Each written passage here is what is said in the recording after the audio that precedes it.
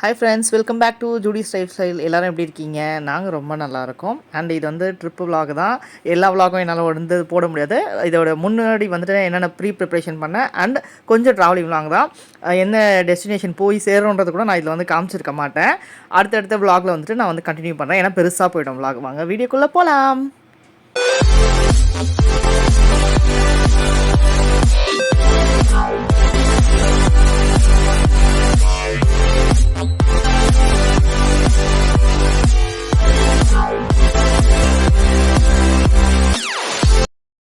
பிஃபோராகவே நான் வந்து கொஞ்சம் லஞ்சு டிஃபன்லாம் வந்து கட்டிட்டு போகிறனால கொஞ்சம் ப்ரிப்ரேஷன்லாம் வந்துட்டு ஆரம்பிச்சிட்டேன். முன்னாடி நாள் நைட்டே வந்து இதெல்லாம் வந்துட்டு நான் பண்ணி வச்சுட்டேன்.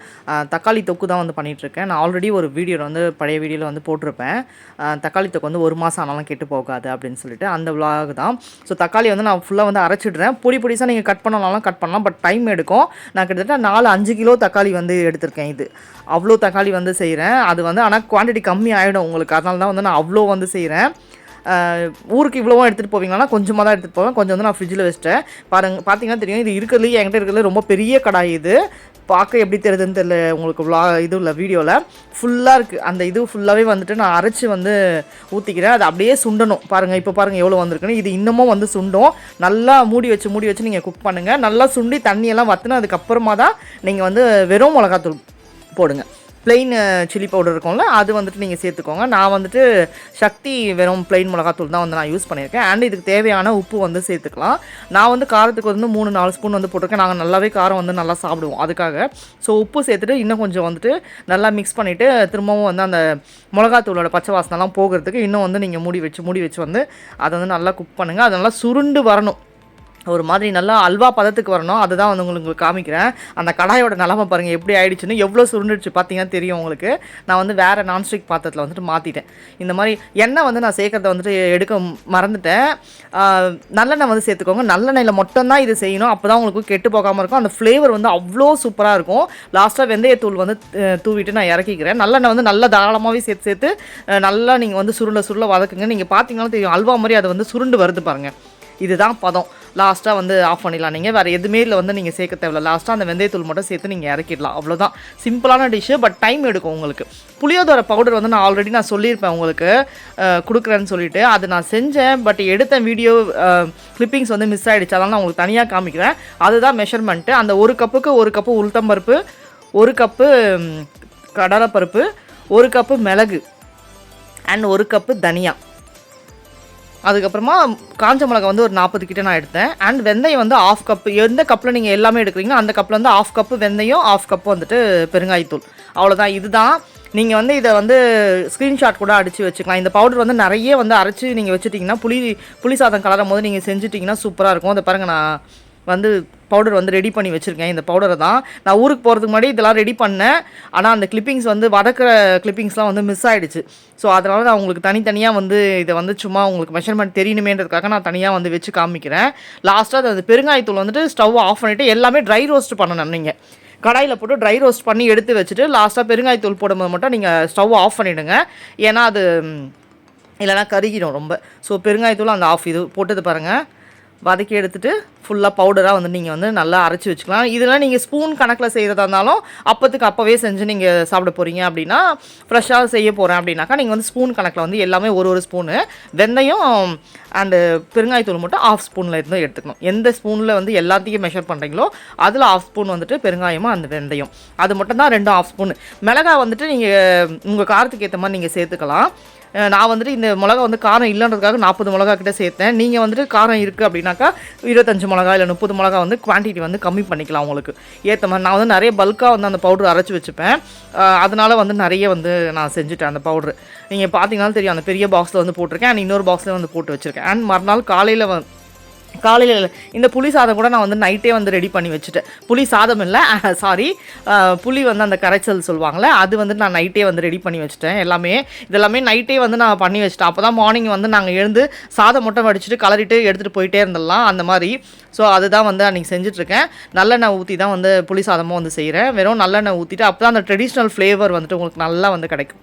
ஸோ நல்லெண்ணெய், கடுகு போட்டிருக்கேன், உளுத்தம்பருப்பு போட்டிருக்கேன், அண்டு கடலைப்பருப்பு போட்டிருக்கேன். இப்போ வந்து வேர்க்கடலை வந்து கொஞ்சம் சேர்த்துக்கிறேன். நல்லா அந்த கோயில் புளியோதரை டேஸ்ட் வருங்க உங்களுக்கு. நீங்கள் மிஸ் பண்ணாமல் கண்டிப்பாக இதை ட்ரை பண்ணிட்டு எனக்கு வந்து நீங்கள் கமெண்ட்டில் சொல்லணும். அவ்வளோ ஃப்ளேவர்ஃபுல்லாக இருக்கும், செம்மையாக இருக்கும். அந்த பவுடரே வந்துட்டு உங்களுக்கு திறக்கும் போது அந்த கோயிலில் கொடுக்குற புளியோதரை ஸ்மெல் வந்து அப்படி வரும் சூப்பராக.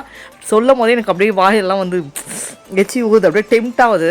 இப்போ வந்து காஞ்ச மிளகாய் வந்து கொஞ்சம் காரத்துக்கு சேர்த்துருக்கேன் அண்ட் கருவேப்பிலை சேர்த்து இதை வதக்கிட்டு இதுலேயே வந்துட்டு நான் புளி தண்ணி வந்து ஊற்றி இது பண்ண போகிறேன். புளி தண்ணி வந்து நான் கொஞ்சம் வந்து ஒரு லெமன் சைஸுக்கு வந்துட்டு ஊற வச்சுருந்தேன். ஸோ அதை வந்துட்டு இப்போ கரைச்சி அதில் நல்லா சேர்த்துட்டு அது நல்லா பச்சை வாசனை போகிற வரைக்கும் நல்லா வந்து கொதிக்க விடுங்க. அதை நல்லாவே இதெல்லாமே வந்துட்டு நான் முன்னாடி நல்லா தான் பண்ணி வச்சது. ஏன்னா காலையில் டைம் இருக்காது, நம்ம கிளம்பி சீக்கிரமாக கிளம்பணும் அப்படின்னு ஹஸ்பண்ட் வந்து கொஞ்சம் ஏர்லியானா ரொம்ப ஏர்லியால் ஒரு 8 o'clockலாம் இங்கேருந்து கிளம்புற மாதிரி பார்த்துக்க சொன்னார். ஏன்னா டிராஃபிக்கில் வந்துட்டு நம்ம போவோம், நம்ம மகாபலிபுரம் தாண்டினா தான் கொஞ்சம் டிராஃபிக் கொஞ்சம் இதுவாக இருக்கும் உங்களுக்கு, அதுக்காக. ஸோ இப்போ வந்து நான் வந்து மஞ்சத்தூள் வந்து போட்டேன் அண்ட் வெல்லம் வந்து இப்போ சேர்த்துருக்கேன். கொஞ்சமாக சின்ன பிஞ்ச் ஆஃப் வெல்லம் வந்துட்டு நான் கட்டி வெல்லம் வந்துட்டு நான் சேர்த்துருக்கேன். அது வந்து அந்த புளிப்பு டேஸ்ட்டை வந்து நல்லா சூப்பராக என்ஹான்ஸ் பண்ணி கொடுக்கும், செம்ம டேஸ்ட்டாக இருக்கும்.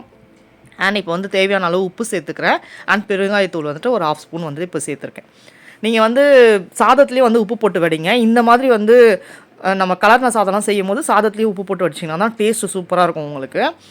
இப்போ வந்து பார்த்திங்கன்னா நல்லா எண்ணெய் பிரிஞ்சு வந்துடுச்சிங்களா, இந்த தண்ணியை வந்து நல்லா வத்திடுச்சு, புளி தண்ணி கம்மியாகிடுச்சு. ஸோ இந்த ஸ்டேஜில் வந்துட்டு அந்த அரைச்சோம்ல பவுடரு, அது வந்துட்டு ஒரு 2 ஸ்பூன் பக்கம் நான் வந்து இதில் சேர்த்துக்கிறேன்.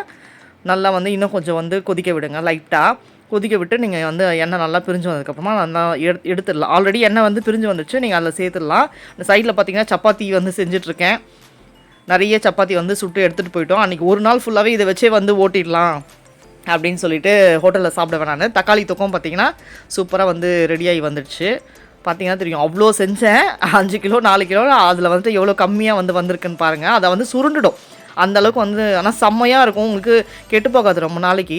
ஸோ சப்பாத்தி வந்து பெரிய பல்காக வந்துட்டு நிறைய ஒரு 40 சப்பாத்தி சுட்டிருப்பேன்னு நினைக்கிறேன் எடுத்துகிட்டு போகிறதுக்கு. ஸோ அது வந்து மார்னிங் டிஃபனுக்கும் எங்களுக்கு ஆகும், திருப்பி நைட்டு போய் அங்கே டிஃபனுக்கும் ஆகும். ஸோ மார்னிங் வந்துட்டு இது நெக்ஸ்ட் டே மார்னிங்கு கிளம்புற அன்றைக்கி, டூர் கிளம்புற அன்றைக்கி சாதம் மட்டும் வடிச்சிட்டு நான் வந்து கலரிக்கிறேன். சாப்பாடு வந்துட்டு புளி சாதம் வந்துட்டு அந்த புளி தண்ணியிலே வந்துட்டு ஃபுல்லாக வந்து மிக்ஸ் பண்ணிக்கிறேன். ஃபஸ்ட்டு உப்பு காரெல்லாம் வந்து டேஸ்ட் பார்த்துக்கோங்க, செம்மையாக இருக்கும். ஆனால் நிஜமாவே வந்து நீங்கள் ஒன்ஸ் இது கம்பல்சரி ட்ரை பண்ணணும்னு சொல்லுவேன் உங்களை வீட்டில், அவ்வளோ சூப்பராக இருக்கும் அந்த டேஸ்ட்டு. இப்போ கலரிட்டு மேலே இப்போ இந்த பவுடர் போடணும், இதுதான் வந்து ஹைலைட்டே. நீங்கள் மேலே இந்த பவுடரை தனியாக திரும்பவும் நம்ம சாதத்தோடு போட்டு நீங்கள் கலரும் போது அது நல்ல ஃப்ளேவராக இருக்கும், செம்ம டேஸ்ட்டாக இருக்கும். அது இன்னும் நீங்கள் வந்து புளி சாதம்லாம் செய்கிறீங்கன்னா காலையிலே வந்து இந்த மாதிரி செஞ்சு ஊற வச்சுட்டிங்கன்னா, வீட்டில் கூட நான் சொல்கிறேன், நார்மலாக நீங்கள் வீட்டில் இருக்கிறீங்க இல்லை ஆஃபீஸ் போனீங்கன்னா, ஆஃபீஸ் போனால் மார்னிங்கே செஞ்சுருவீங்கன்னு வைங்களேன். வீட்டில் சில டைம் செய்ய போகிறீங்கன்னா மார்னிங்கே செஞ்சு வச்சிங்கன்னா கூட மதியானம் அது நல்லா ஊறி சாப்பிடும் போது செம்ம டேஸ்ட்டாக இருக்கும். ஸோ இப்போ வந்து கிளம்பிட்டோம், நாங்கள் எல்லாத்தையும் பேக் பண்ணிட்டு அறக்க பறக்க கிளம்புனனால என்னால் சரியாக கூட மார்னிங் வந்து என்னென்ன எடுத்து வச்சுன்றது என்னால் வீடியோ வந்து எடுக்க முடியல. அதேமாதிரி பேக்கிங் வீடியோ நான் ஆல்ரெடி லாஸ்ட் இயரே போட்டிருக்கேன். ஸோ அதனால் நான் வந்து இந்த அதே பேக்கிங் தான் சேம், அதனால் எதுவும் மாற்றம் இல்லை, அதனால் நாங்கள் வந்து காமிக்கல நான் எதுவுமே. ஸோ இப்போ வந்து பீச் கிட்ட வந்து ரீச் ஆகிட்டோம், வீட்டிலேருந்து கிளம்பி பீச் சைட் தான் வந்துட்டு போயிட்டுருக்கோம். ஸோ இது வந்து லாங் ஜேர்னி தான். நான் ஆல்ரெடி சொன்ன மாதிரி, அதாவது ஒரு 7 days ட்ரிப்பு மாதிரி இது வந்து நாங்கள் பிளான் பண்ணியிருந்தோம். ஒரே இடம் கிடையாது, நிறைய இடம் வந்து நீங்கள் வந்து பார்க்க போகிறீங்க இந்த விலாகில், ரொம்ப இன்ட்ரெஸ்டிங்காக இருக்கும். ஸோ என் கூடவே நீங்களும் வந்து ஜேர்னி வந்து ஃபுல்லாக சுற்றி பார்த்த மாதிரி இருக்கும். நான் வந்து காமிக்கிறேன் எந்தெந்த ஊருக்கு போகிறேன்னு. அண்ட் ஃபஸ்ட்டு டோல் வந்து நீங்கள் ரீச் பண்ணுறீங்க, அதாவது நம்ம விஜிபிலாம் தாண்டினோடனே ஒரு ஃபஸ்ட்டு டோல் வந்து வரும். ஸோ டைம் ஆகிடுச்சு, டிஃபனுக்கு வந்து நிறுத்தலாம் அப்படின்னு சொல்லிட்டு ஒரு 10 o'clock ஆகிட்ருக்கோம் நினைக்கிறேன், 10க்கு மேலே ஆகிட்ருக்கோம். வீட்டிலேருந்து நாங்கள் கிளம்பும் போது 8:30 அந்த மாதிரி பக்கம் ஆகிடுச்சு. ஸோ போகிற வழியிலே வந்துட்டு டிஃபன் வந்து நிறுத்தி சாப்பிட்டுக்கலாம், ஏன்னா வீட்டில் சாப்பிட்டுட்டு வந்தோம்னா லேட் ஆகிடும் கண்டிப்பாக. அதுக்கப்புறம் அந்த பாத்திரத்தெல்லாம் கழுவணும். அன்றைக்கி தேர்ஸ்டேன்றனால நான் வந்து வீட்டில் பூஜை வேறு பண்ணுவேன், அதனால் செம்ம வேலை எனக்கு கரெக்டாக இருந்தது. மார்னிங் எழுந்து பேக்கிங் மட்டும் முன்னாடியே எல்லாமே முடிச்சு வச்சுட்டேன். மார்னிங் எழுந்து சமைக்கிறது ஒரு 6 o'clock அப்படி எழுந்து கரெக்டாக சாப்பாடு வடிச்சிட்டு எல்லாமே இதெல்லாமே பேக் பண்ணி எல்லாமே எடுத்துக்கிட்டேன். இந்த மாதிரி பிளாஸ்டிக் டப்பாவில் தான் வந்து போட்டு எடுத்துகிட்டு வந்துட்டேன் எல்லாத்தையுமே. ஏன்னா நம்ம சாப்பிட்டு யூஸ் அண்ட் த்ரோ தானே, அது தூக்கி போட்டுடலாம், இல்லைனா கஷ்டம். இந்த மாதிரி அந்த தட்டு பேர்னு சொல்லுவாங்க, தெரியல எனக்கு டக்குன்னு வரமாட்டேங்குது வாயில் அது. அதுக்கப்புறம் பசங்களுக்கு வந்துட்டு சப்பாத்தி வந்து ஜாம் போட்டு வந்து நான் எடுத்துக்கிட்டேன். அவங்களுக்கு வந்து இந்த மாதிரி தக்காளி தொக்கெல்லாம் வந்து பிடிக்காது, இல்லைனா இந்த மாதிரி சன்னா பன்னீர் அதெல்லாம் ரொம்ப விரும்பி சாப்பிடுவாங்க. சப்பாத்தினால அதுதான் அவங்களுக்கு. ஜாம் கொஞ்சோண்டு எடுத்து டேஸ்ட் பார்த்துட்ருக்கேன், வேறு ஒன்றும் இல்லை, தித்திப்பாக இருந்தது ரொம்ப, அதான் அப்படி பண்ணேன். அவங்களுக்கு வந்துட்டு சப்பாத்தி ஜாம் போட்டு 2 பாக்ஸை தனியாக எடுத்துட்டேன். எங்களுக்கு வந்துட்டு சப்பாத்தி அந்த தக்காளி தொக்கு அவங்கள பொறுத்த வரைக்கும் அதான் பன்னீர் அந்த மாதிரிலாம் சாப்பிட்ருவாங்க. இந்த தக்காளி தொக்குலாம் அவங்களுக்கு வந்து பிடிக்காது. பட் இது வந்து சாப்பிட்டு என் பொண்ணு வந்து சூப்பராக ஒரு வாய் ஊட்டுமா அப்படின்ட்டு செம்மையாக இருக்குமா அப்படின்னு. அதாவது உங்களுக்கு நல்லா அந்த புளிப்பு காரம் அதெல்லாம் நல்லா சேர்ந்து இருக்க மாதிரி இருக்கும். அவ்வளோ செம்ம டேஸ்ட்டாக இருக்கும் அந்த தக்காளி தொக்கு. நல்லாயிருக்கும். உங்களுக்கு வந்துட்டு நிஜமாகவே நான் சொல்ல போனால் 2-3 நாள் இருந்ததுங்க. அதில் கொஞ்சோண்டு மீந்துடுச்சு. நானும் ஹஸ்பண்டும் சாப்பிட்டு மீதி வந்து மீந்துடுச்சு. இப்போ நாங்கள் நிறுத்தியிருக்க டெஸ்டினேஷன் வந்து பார்த்திங்கன்னா தெற்குப்பட்டுன்ற ஒரு இடத்துல வந்து, அதாவது எம்ஜிஎம்லாம் தாண்டிட்டோன்னு நினைக்கிறேன் நான். அவன் உக்காந்துருக்க ஃபோர்ஸ் பாருங்கள் எப்படி உக்காந்துட்ருக்கான்னு. ஃபோன் பார்த்துட்ருக்கான். அந்த மாதிரி கொஞ்ச நேரத்துக்கே வந்து ஒரு மாதிரி டயர்டாகிடும். தூங்கிட்டாங்க நல்லா. நடுவில் நான் எழுந்து தான் வந்து டிஃபன் கொடுத்தேன் அவளுக்கு இதே வேலை தான் இருந்தது. அதாவது ட்ராவலிங் ஃபுல்லாகவே தூங்குறா, எழுந்துக்கிறா, சாப்பிட்றா, ரிப்பீட்டு, தூங்குறா, எழுந்துக்கிறா, சாப்பிட்றா, ரிப்பீட், இதே தான் வந்து பண்ணிகிட்டு இருந்தா ஃபுல் அண்ட் ஃபுல்லு. மகாபலிபுரம் தாண்டுறோம் இப்போ நாங்கள். ஸோ அதை தாண்டி வந்து அப்படியே பார்த்துட்டே வந்து சூப்பராக வந்து போயிட்டுருந்தோம். ஜாலியாக இருந்தது. ஆனால் இந்த ட்ரிப்பு வந்து மறக்கவே முடியாது. நாங்கள் அதாவது 2 இயர்ஸ் முன்னாடி கூட இதே மாதிரி வந்து ஒரு ட்ரிப்பு போயிருந்தோம். அப்போ வந்து நான் அதாவது இதில் இல்லை, நான் யூடியூப் வந்து அப்போ ஆரம்பிக்கல. லாஸ்ட் இயர் தான் ஆரம்பிச்சதுனால நான் வந்து சரியாக வீடியோ வந்து அப்போ எடுக்கலை, என்னால் போட முடியல. அதுக்கப்புறமா நீங்கள் அந்த கடலூர் ரோடுலாம் வந்து பார்த்தீங்கன்னா கொஞ்சம் தூரம் வந்து ரோடு நல்லா இருக்குது, கொஞ்சம் தூரம் வந்து இது இப்படி தான் இருக்குது. பாதி வந்து பிரிட்ஜு கட்டிகிட்ருக்காங்க, பாதி வந்துட்டு இந்த மாதிரி தான் இருக்குது. நாங்கள் அந்த ரோடு தான், ஈஸியாக ரோடு தான் வந்து பிடிச்சோம். வரும்போது வேறு ரூட்டில் வந்துட்டோம், போகும்போது வந்து வேறு ரூட்டில் வந்து போனோம். வண்டி எப்படி ஆடுதுன்னு பார்த்தீங்கனாலே உங்களுக்கு தெரியும். ஏன்னா அந்த ரோடு வந்து அவ்வளோ வந்து கொஞ்சம் இதுவாக தான் இருந்தது. அதுக்கப்புறம் தாண்டிங்கன்னா நீங்கள் சிதம்பரம் ரோடெலாம் கொஞ்சம் நல்லா பிரிட்ஜெலாம் கட்டி சூப்பராகவே இருந்தது. அந்த ரோடெலாம் நல்லா இருந்தது உங்களுக்கு. அதையும் நான் உங்களுக்கு காமிக்கிறேன் அந்த பிரிட்ஜெலாம். அதே மாதிரி என்ன ஸ்பெஷல்னால், இந்த மாதிரி நம்ம போகும்போது பேசிகிட்டே போகலாம். நம்ம என்ன தான் ட்ரெயினில் போகும்போது கூட பக்கத்தில் அக்கம் பக்கத்தில் ஆள் இருப்பாங்க, பேச முடியாது. பட் இது மாதிரி கார் ட்ராவலிங்கும் போது ஹஸ்பண்ட் அண்ட் ஒய்ஃப்குள்ளே என்னெல்லாம் பேச முடியாதோ, என்னெல்லாம் நம்ம மறந்துருப்போமோ அதெல்லாம் வந்து அப்போ பேசணும்னு தோணும். அவ்வளோ இதுவாக இருக்கும். நாங்கள் பேசிகிட்டே தான் இருந்தோம் ஃபுல்லாகவே. பசங்க வந்து ஆளுக்கு அவங்கவுங்க ஒரு பக்கம் ஃபோன் வச்சுட்டு அப்படியே தூங்கிட்டு அப்படி தான் அவங்களோட டைம் வந்து போச்சு. நாங்கள் 2 பேரும் ஜாலியாக முன்னாடி அவர் ட்ராவலிங் அப்படியே அவர் வந்து கார் ஓட்டினா ரொம்ப பிடிக்கும், அதான் லாங் ட்ரைவ்லாம் ரொம்ப பிடிக்கும் அவருக்கு. அதனால் அப்படியே ஓட்டிகிட்டே வந்து நாங்கள் அப்படியே பேசிகிட்டே வந்து ஜாலியாக இருந்தது. அந்த அதாவது இன்னும் கொஞ்ச நாள் இருந்திருக்கலாமோ அப்படி தோணுச்சு எங்கள் 2 பேருக்குமே. ஊருக்கு வந்ததுக்கப்புறம் சரி இன்னும் ஒரு 10 டேஸ் அப்படி இருந்திருக்கலாமோ அப்படின்னு சொல்லிட்டு பிளான் பண்ணியிருந்தது. பாண்டிச்சேரி வந்து ரீச் ஆகிட்டோம் இப்போது. ஸோ அப்படியே வந்து கண்டினியூ பண்ணுங்கள். நெக்ஸ்ட்டு செம்மையாக வந்து இருக்கும். எந்தெந்த டெஸ்டினேஷன் போகிறேன், எந்தெந்த ஊருக்கு போகிறேன் எல்லாமே வந்து நான் வந்து உங்களுக்கு கண்டினியூஸாக கொடுக்குறேன். நீங்கள் வந்து என்னை சப்ஸ்கிரைப் பண்ணி வச்சா தான் வந்து உங்களுக்கு வந்து நான் நெக்ஸ்ட்டு எங்கெல்லாம் வந்து போகிறேன், பெல் ஐக்கானையும் நீங்கள் கிளிக் பண்ணால் தான் வந்து எங்கெல்லாம் போகிறேன்றது உங்களுக்கு வந்து தெரியும். இது வந்து இன்னொரு பாண்டிச்சேரி சொல்லுவாங்களே, கடலூர் தாண்டோன்னு அதுக்கு அடுத்து ஒரு பாண்டிச்சேரி ஒன்று வரும் சென்டர். அதாவது சென்டரில் ஒரு தமிழ்நாடு, அதுக்கப்புறம் பாண்டிச்சேரி அந்த மாதிரி பிரியும்ல, அந்த இடம் இது. ஸோ அதை தான் வந்து உங்களுக்கு எடுத்துகிட்ருக்கேன். இப்போ வந்து எங்கே வந்திருக்கோம் மேலே போர்டு பார்த்தா தெரியும். கடலூர் வந்து ரீச் ஆகிட்டோம். ஸோ அதுக்கு முன்னாடி இருக்க ரோடு தான் வந்து உங்களுக்கு கொஞ்சம் அப்படி இப்படி இருந்தது. அதுக்கப்புறமா வந்து சிதம்பரம் அந்த சைட்லாம் வந்து பார்த்திங்கன்னா கொஞ்சம் ரோடு நல்லாவே இருந்தது. ஏன்னா பிரிட்ஜெலாம் வந்து ஓரளவு கட்டிகிட்டு இருந்தாங்க. லாஸ்ட் டைம் நாங்கள் போனப்போவும் இதே ரோட்டில் தான் வந்து கார் ட்ராவலிங் பண்ணோம். அப்பயும் வந்து ரொம்ப மோசமாக இருந்தது, ரொம்ப கஷ்டமாக இருந்தது. அதாவது அதனாலே வந்து கொஞ்சம் டிலே ஆன மாதிரி இருந்தது எங்களுக்கு. டைம் ரொம்ப இதுவாக வந்து லேட்டாக வந்து போய் ரீச் ஆன மாதிரி இருந்தது. பட் இப்போ வந்து கொஞ்சம் பிஃபோராகவே முன்னாடி போன மாதிரி இருந்தது. ஏன்னா கொஞ்சம் ரோடெல்லாம் கொஞ்சம் போட்டாங்க. ஸோ இப்போ செகண்ட் டோலும் வந்து வருது. சிதம்பரத்துக்கு முன்னாடி வந்து செகண்ட் டோல் வருது. அதாவது கடலூர் தாண்டி சிதம்பரத்துக்கு முன்னாடி செகண்ட் டோல் வந்து இந்த இடத்துல வருது. நீங்கள் டோலுக்குன்னு வந்து தனியாக வந்து பைசா வந்து எடுத்து வச்சிடணும். டோலுக்கு மட்டுமே உங்களுக்கு எப்படியும் ஒரு 2000 3000 ஆயிருக்கும்னு நினைக்கிறேன் எங்களுக்கு. ஏன்னா இத்தனை ஊருக்கும் சுற்றி பார்க்கறது நான் சொல்கிறேன், எல்லா ஊருதும் சேர்த்து சொல்கிறேன் நான். 7 டேஸ் ட்ரிப்பில் இத்தனை ஊருதோடது இதுவும் தான் நான் உங்களுக்கு சொல்லிகிட்ருக்கேன் இப்போது.